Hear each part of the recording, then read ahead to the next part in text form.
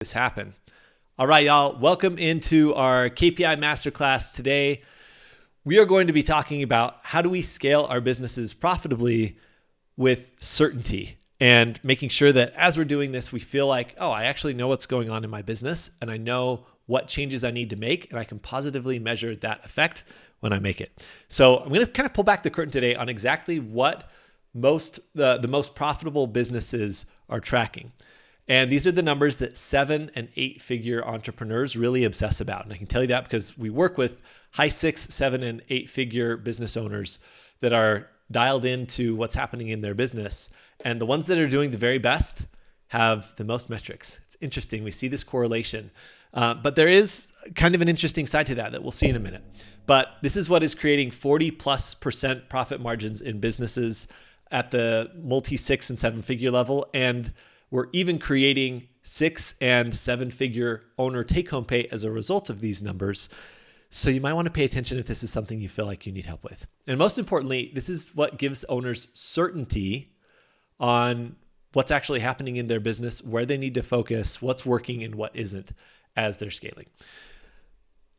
Plus, if you stay to the end, we are about to unleash a brand new KPI blueprint that gives you sort of a framework for how do I measure this stuff, and a place to go customize and put your specific KPIs. It's something that we've been using now for quite a while, and we're adapting it so that more businesses can have an easy way to measure KPIs. I'll show you how to get that for free at the end today. So who are we? Well, we are CEO Finance Academy.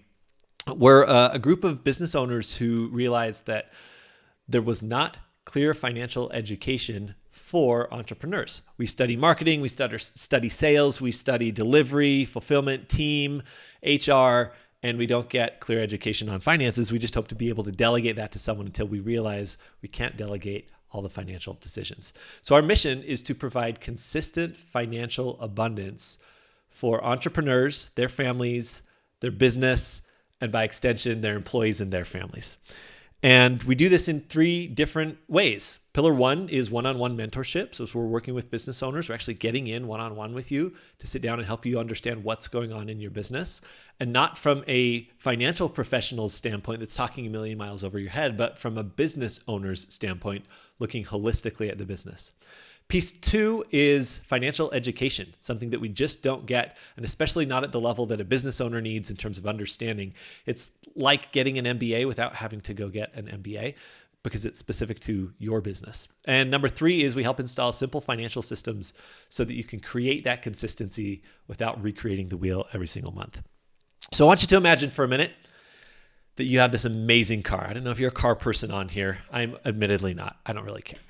But let's imagine you get this amazing car, you take it out onto a test track, and you're like, all right, we're going to open this puppy up, pedal to the metal, and see what happens, except that you're blindfolded.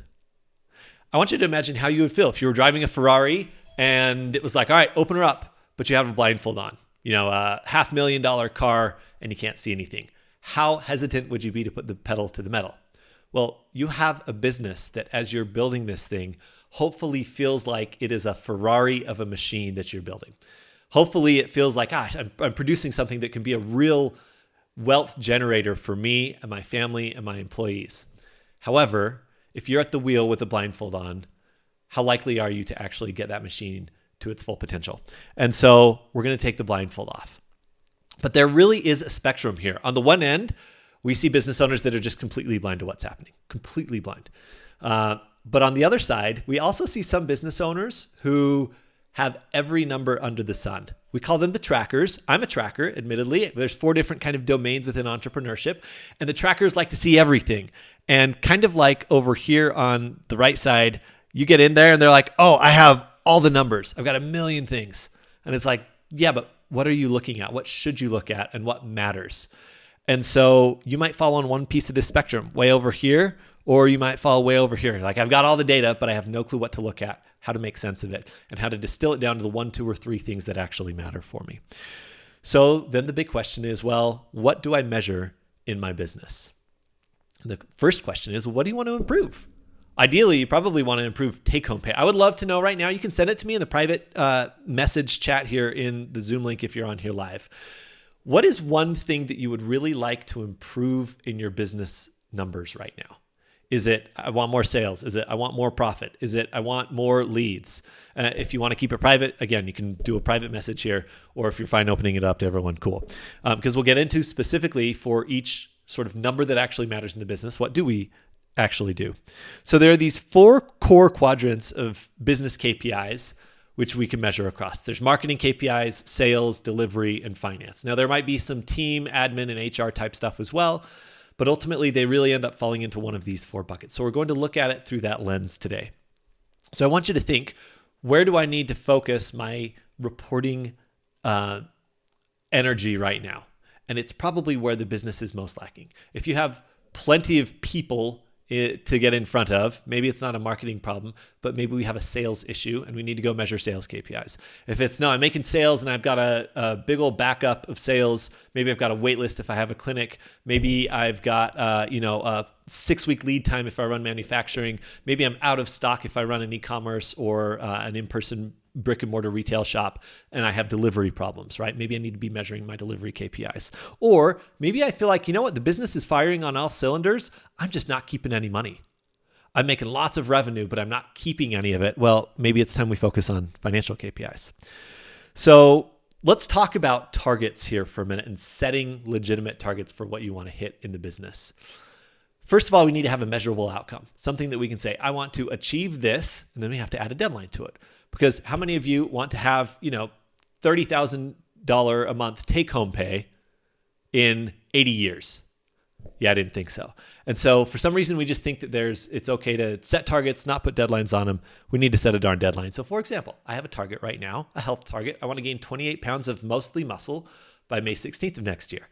How did I get to that point? Well, I read up on what a healthy amount of weight gain is as you're bulking up. I've always been skinny. I've always been an ectomorph, one who I can lose weight so easily. It's terrible.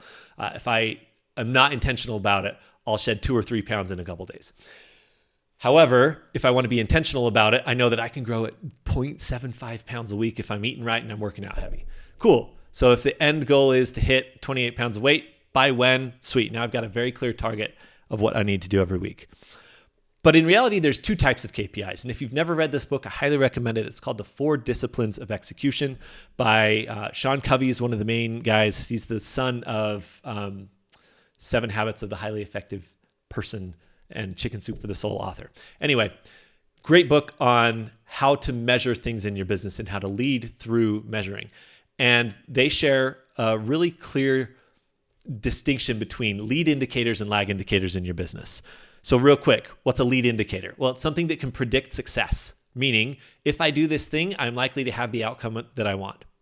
But more importantly, it is something that is in your control. What I mean by that is profit is not directly in your control. You can't just pull a switch and say, I'm having 30% more profit this month. However, doing a certain number of outreaches within your sales team is completely within your control, right? It's like, hey, we're going to do 50 dials every day. Great. That is in your control and likely to predict success. We're going to look at all kinds of different lead indicators versus lag indicators. But what happens and what I see in businesses is if they do measure any outcomes, people are measuring not measuring lead indicators. They're measuring what we call lag indicators. It's the outcomes. So a lag indicator is sort of the finish line of here's something that I want. It is the result of doing some work, the result of some effort. So we want to be able to measure lead indicators as much as possible because that's what we're in control of and it's what's most likely to get us the outcome. So for example, if my outcome is I want 28 pounds of muscle by May 16th, I know that I have a certain amount of grams per protein per day that I need to eat and I need to work out 3 times a week. Cool. My grams per protein is like 182 grams of protein a day. So I track it every single day. I got a stupid little app on my phone where I have to track my food every day. It's a little bit of a pain, but it's what's required to get the outcome. And if I don't do that, guess what? I'm not going to hit the goal. But as long as I eat what I need to, I work out how I need to, and I don't get ridiculously sick for weeks, I should hit the goal.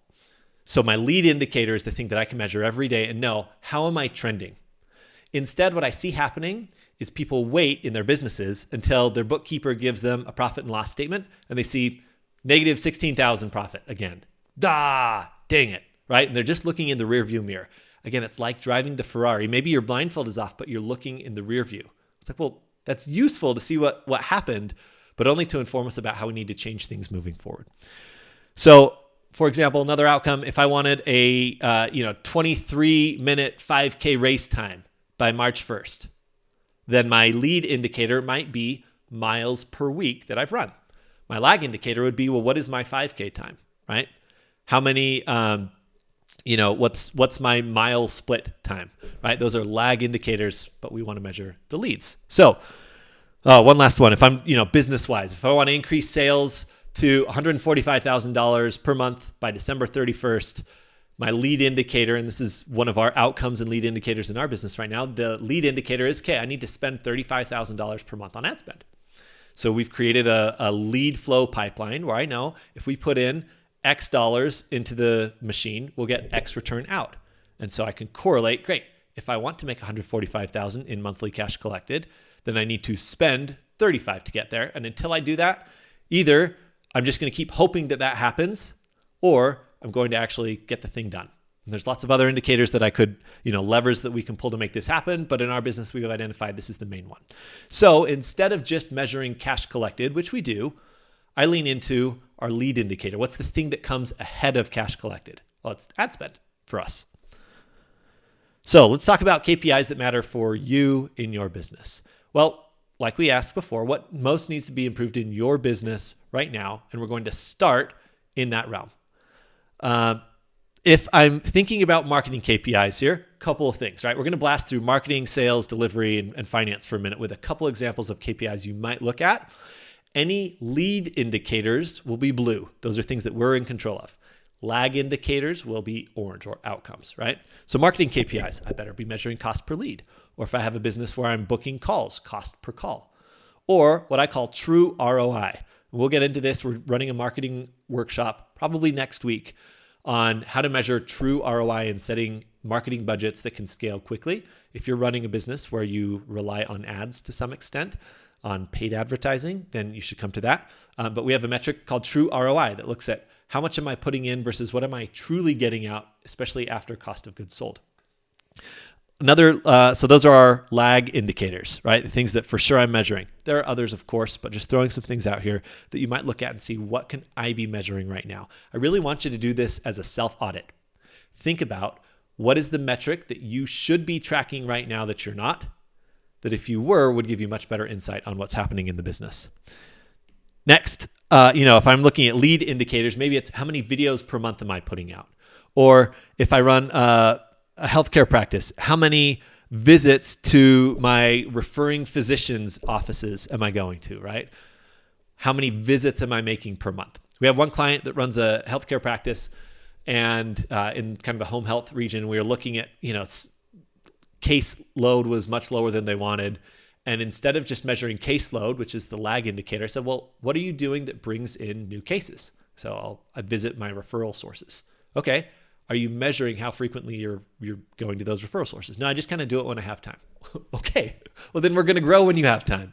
Let's start setting something. So we set 15 visits a week as the KPI. Then we have something to shoot for, and we can say, great, I did the 15. Did my lag indicator of sales or caseload go up or not?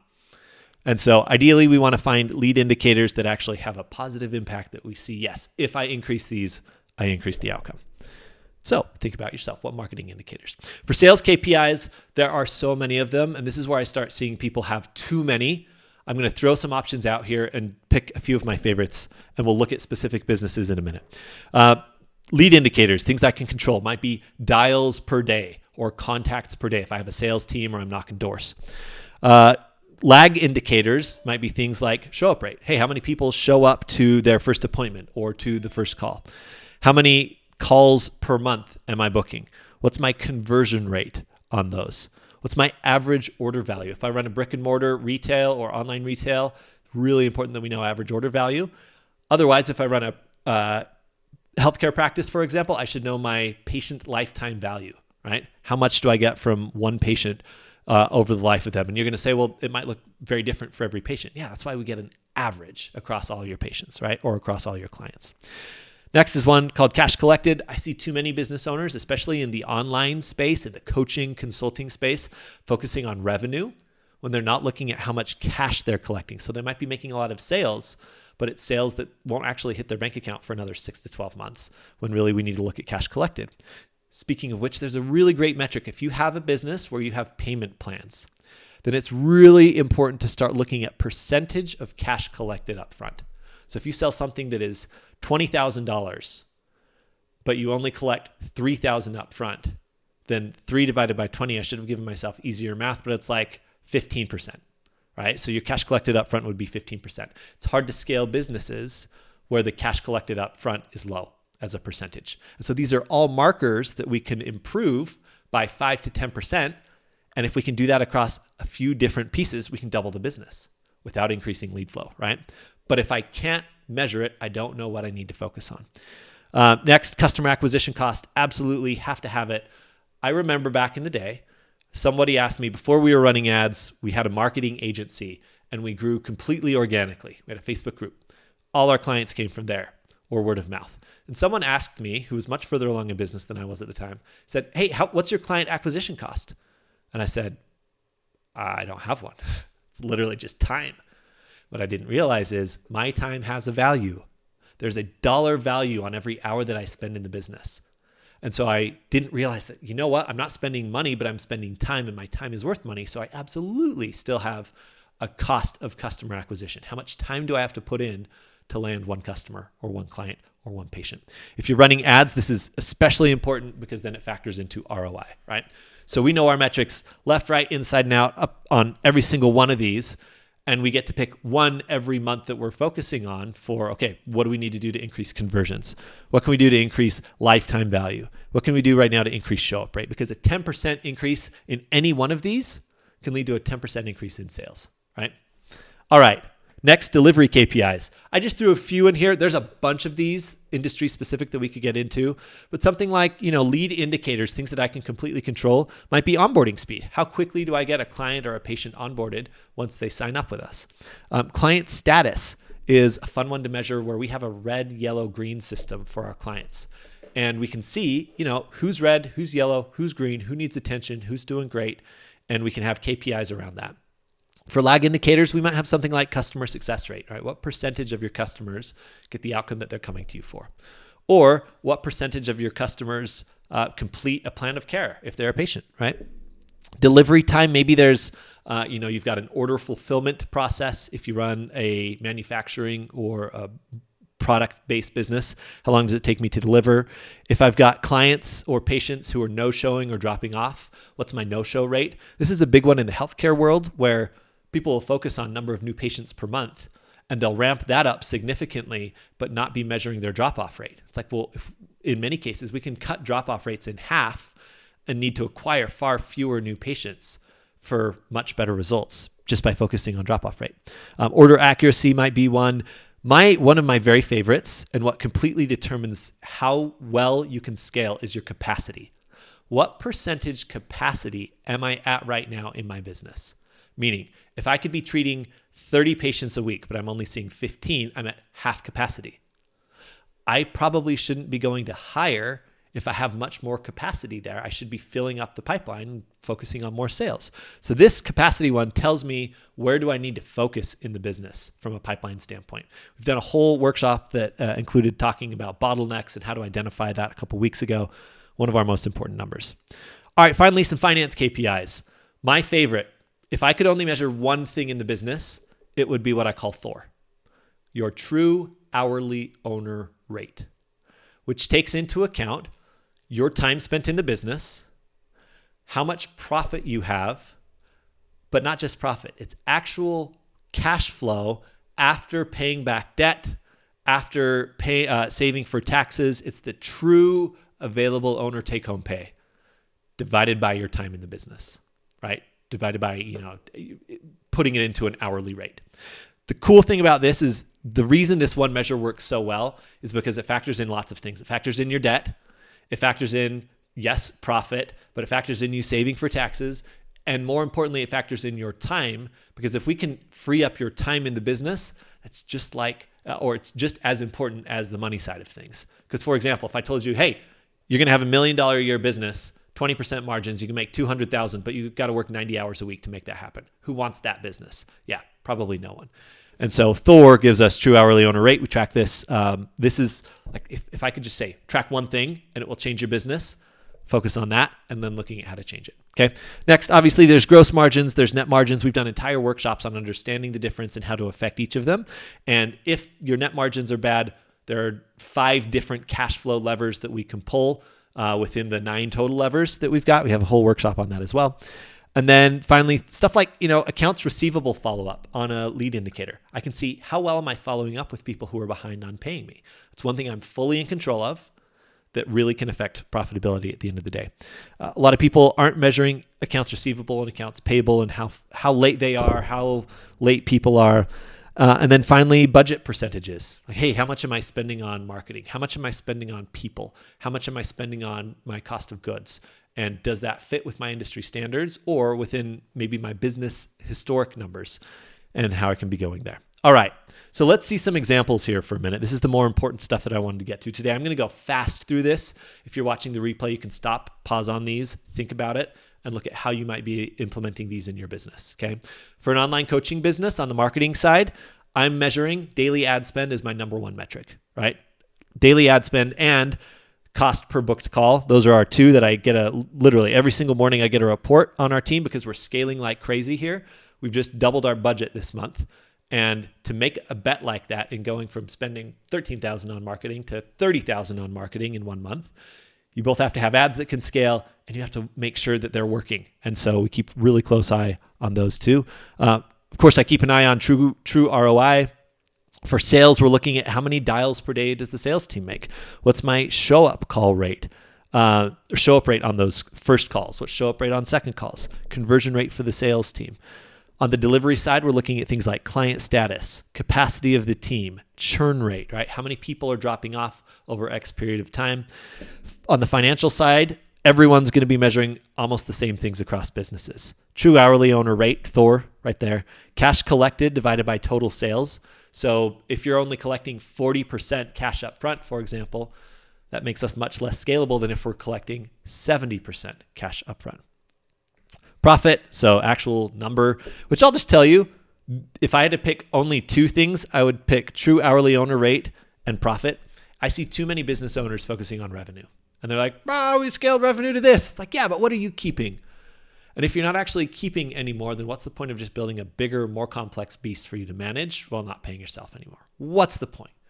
And so please, every time you see someone posting online in your industry about their numbers, and they're telling you revenue numbers, and they don't tell you net margins, I just want you to think maybe they don't have the business that I want.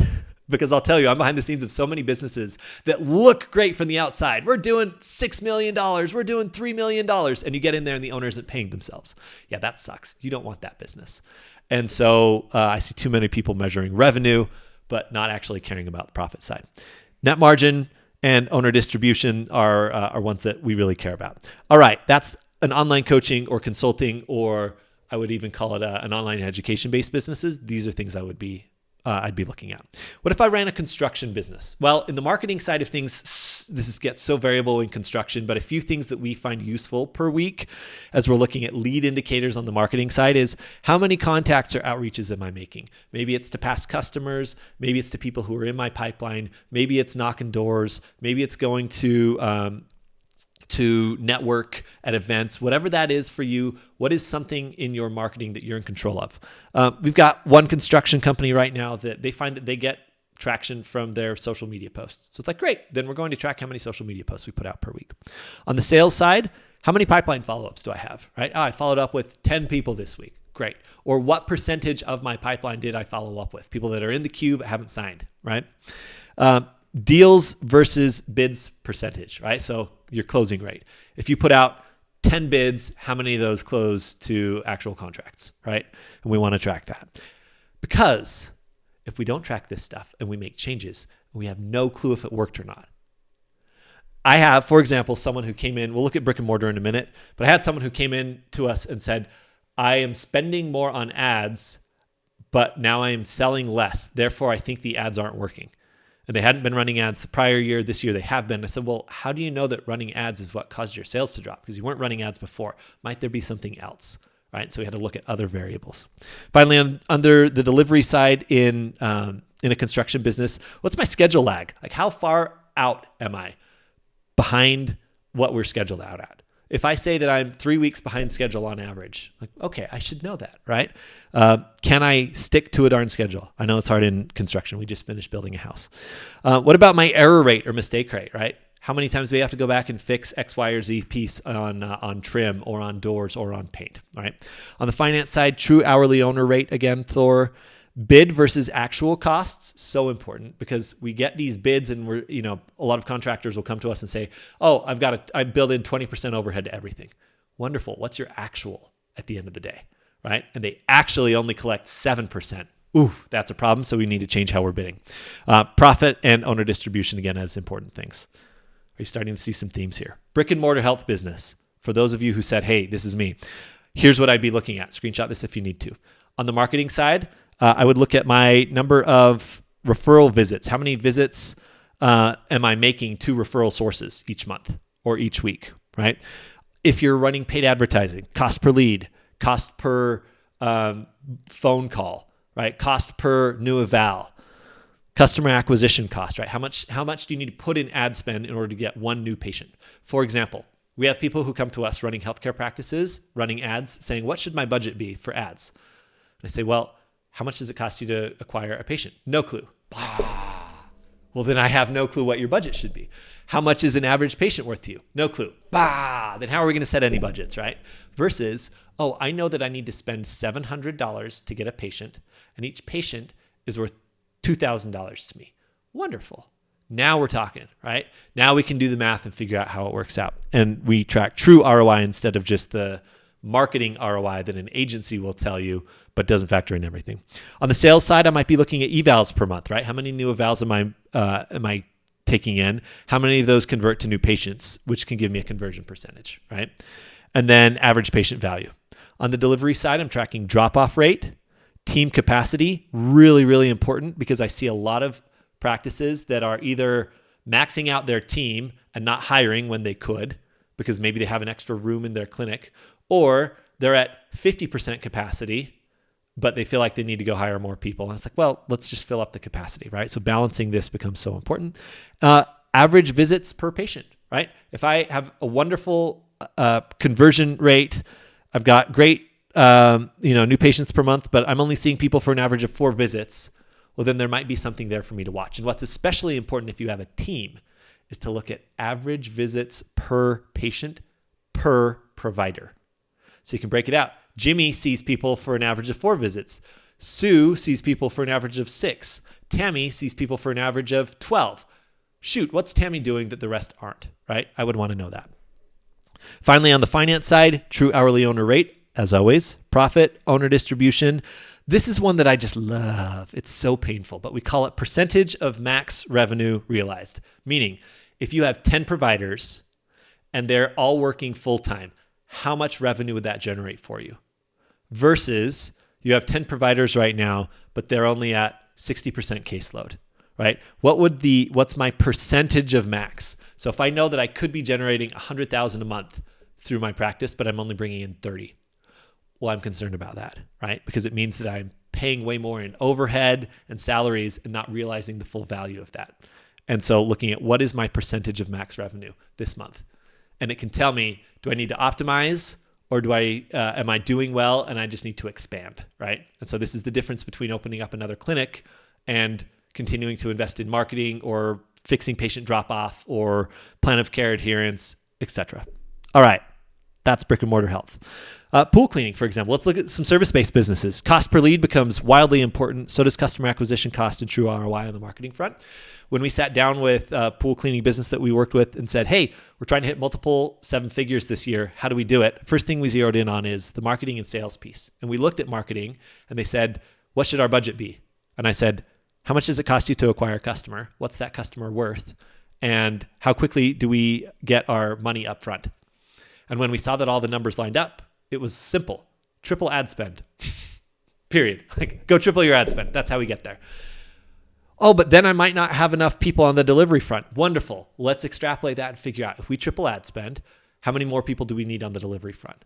Cool. Go hire that 1 or 2 people and then go triple the ad spend.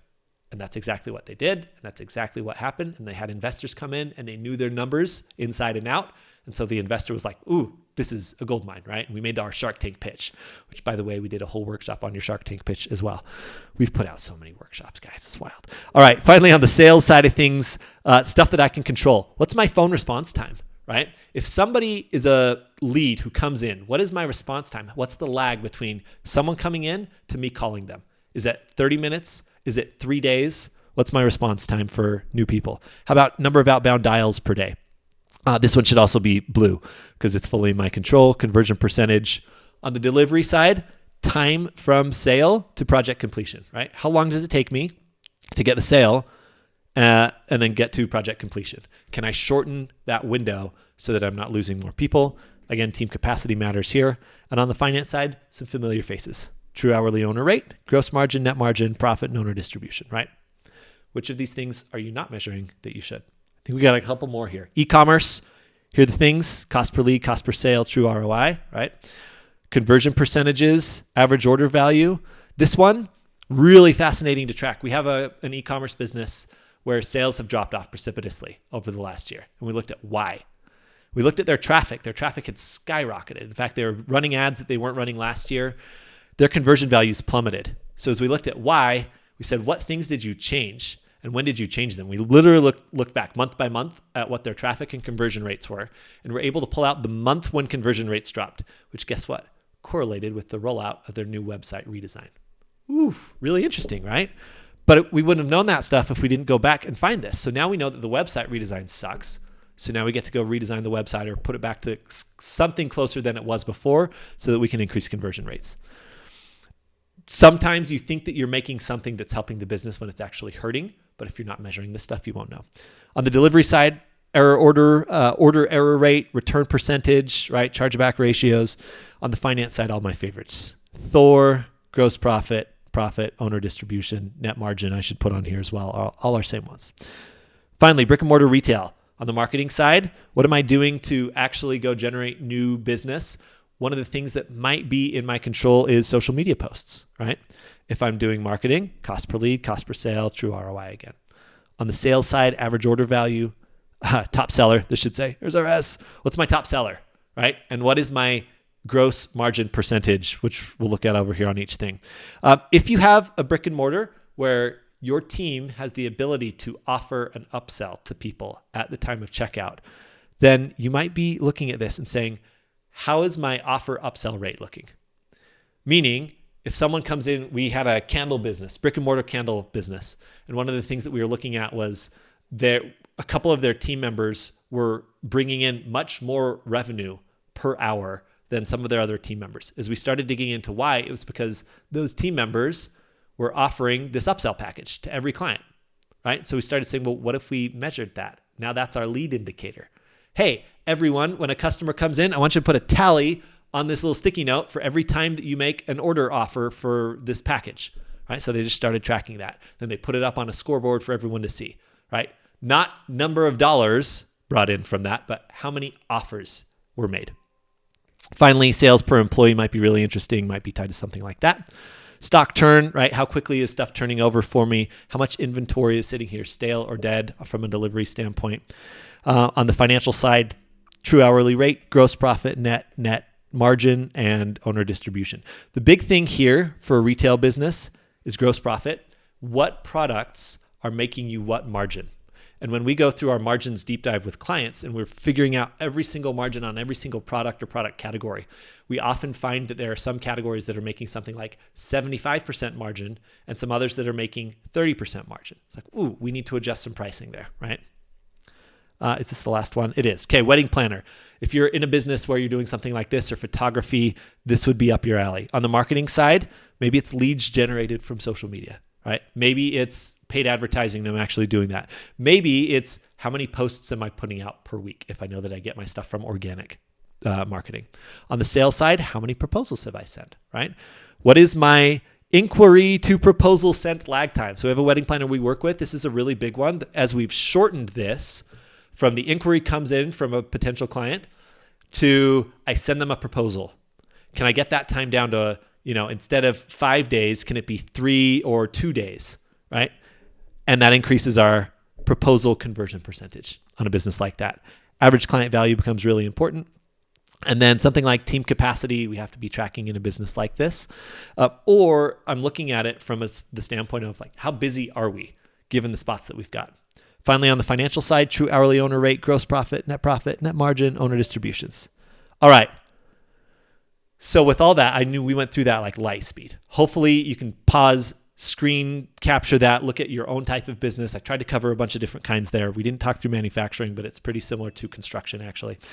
I want to look at this question for you. Do you want to create certainty and track what matters while you're scaling your business? It's ultimately the question here. So if the answer is yes, let's talk. This is part of what we do in our program, CEO Finance Academy, when we're working one-on-one with people. And sort of the pathway from here, the next steps are, let's hop on a call with our team, sit down for 15 minutes, and see where do you need to focus in your business. Kind of cover these 3 things on this call. What's the biggest focus for you right now in your finances? You know what? Maybe it's a marketing issue and you just need to go hit marketing.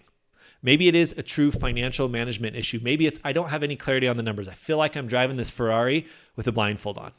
Okay, then we'll propose the next best step for you, which might be working with us and seeing if that's a fit. We have nothing to sell you on this first call, by the way, other than a better direction for your business. If we happen to be the fit for that, sweet, we can talk about that on a follow-up call. But we'll also give you our brand new KPI blueprint. It's almost done. It should be rolled out in the next week and a half. And so hop on the call, get a sense of, hey, where am I at in my business? We'll talk for 15 minutes. And I'll pop the link here in our in the Zoom chat in just a minute. Or if you're watching on the replay, we'll drop the link below, I'm sure. And I'll type it in here. There we go. And if we are a fit, then we'll sit down together and show you what it would look like over the course of 30, 45 minutes together, getting clear on here's how we might be able to go affect the business. And there's a couple of big outcomes that I'm looking for when we work with an owner. Number 1, can we increase your owner pay consistency? Number 2, can we set up systems so that the business finances are clear, clean, and actually reflect reality?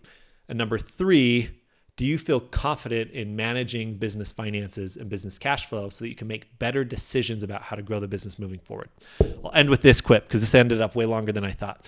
In our business right now, we've scaled from a team of 2. We were all founder-based about a year and a half ago. Now we've got 7 people on our team and 8 additional contractors that we work with over the course of a year and a half. It's been really fast growth for us. We went from doing everything organically to this month we're spending $30-ish thousand on marketing, paying out plenty to sales commissions. We have a team now that handles fulfillment. We have content going out like crazy everywhere. We basically like really, really scaled. The only reason that we've been able to do that while also protecting my family's finances, my partner's finances, is that we've had these numbers all along the way. I was telling a group of business owners last night that I've never made a move in my business that was a really big gamble because we've had data all along the way. And so if I don't know the numbers, I'm not going to make the gamble and risk my family's future. Also, someday I want to be able to sell this business. Not that I really want to get out of it. I love it, actually. This is what I'd be doing all the time if I were like, if I had, the $1 billion in the bank, I'd still probably be doing this exact thing. But I want to have a sellable business someday for if we ever want to. And I'll tell you, we did a workshop yesterday in our internal client group with a guy who's bought a bunch of businesses. And he said, the number one thing that turns me off of buying a business is looking at their financials and seeing messy books and messy numbers. It can he actually said, for most businesses, I get a $500,000 discount, up to 40% discounts when their numbers are messy, because I can't tell what's actually going on. I can't tell the story of the business. If someone coming into your business were to look today at your finances, how clear and clean would things be? How well could you paint the story of what they could do to grow the business? And if the answer is, wow, it really wouldn't be very good, then how the heck do you feel about making decisions moving forward to grow your own business? Get a handle on it. Whether it's working with us or figuring this stuff out on your own, get a handle on it. It will make your life so much less stressful. And this is the common theme in people who we end up working with. And we get to the end of the rainbow, we say, I sleep so much better at night because I know what's actually happening in the business. And there's immense peace in that. So we'll end there. hop on a call with our team. I'll stick around for some Q&A. I've got a couple minutes on the back end of this. We'll turn off the recording. Actually, we will not turn off the recording. We'll do Q&A and I'll keep it recorded. If you have a question, throw it in the chat or unmute yourself right now, and I'm happy to answer. If you're like, okay, peace, I'm out. Fine, go for it. Any questions on this stuff as we wrap up today? Gonzalo, Christian, Lisette, Megan, Heather, questions on this stuff? I'm here for it.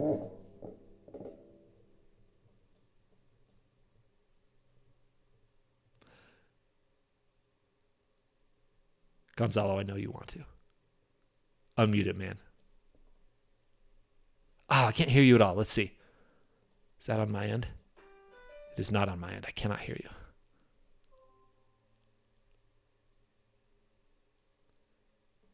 Darn it. Can't get you. Hey, you're welcome, Christian. Thanks for being here, man.